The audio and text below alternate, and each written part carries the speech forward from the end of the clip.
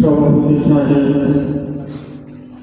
এবং ঈদগাহ মাহফিল কমিটির সম্মানিত সদস্যবৃন্দ, মুআজ্জাজ উলামায়ে কেরাম, দিগার মুসলিমিন, আসসালামু আলাইকুম ওয়া রাহমাতুল্লাহি ওয়া বারাকাতুহু।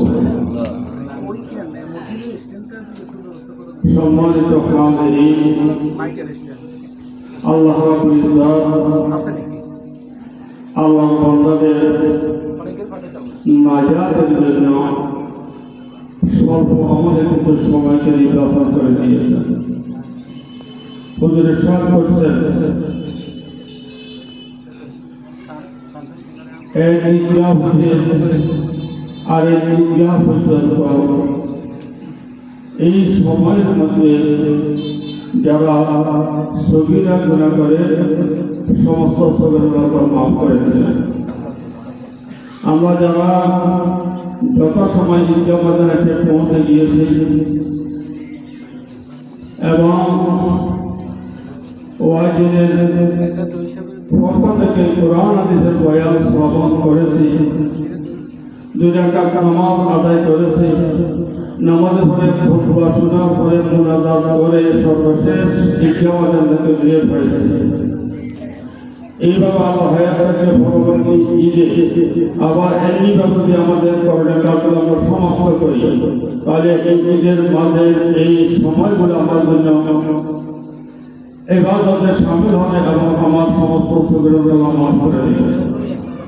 কিন্তু দুর্ভাগ্য, আমরা যত সময় ঈদগাহ ময়দানে আসতে পারি না এবং আসলেও আমরা খুতবা এবং মুনাজাত আগে ঈদগাহ ময়দানে চলে যাই। ওই সমস্ত লোকদের জন্য এই সুবর্ণ সুযোগ ঘোষণা করা হয় নাই। তো আমি আশা করব এই ঈদগাহ ময়দানটা হযরত ইব্রাহিম হলাম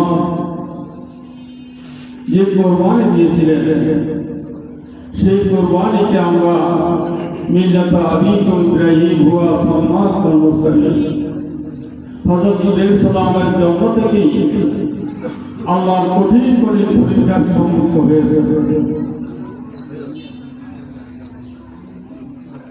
সর্বপ্রথম তাকে নমরুদের অগ্নিকুণ্ডে পরীক্ষা দিতে হয়েছিল। 15 নম্বর 16 নম্বর পাতা কালেকশন করবেন। সেই নমরুদের সমস্ত মূর্তিগুলোকে ভেঙে দিয়েছিলেন, যার ফলে অগ্নিকুণ্ডে নিক্ষেপ করে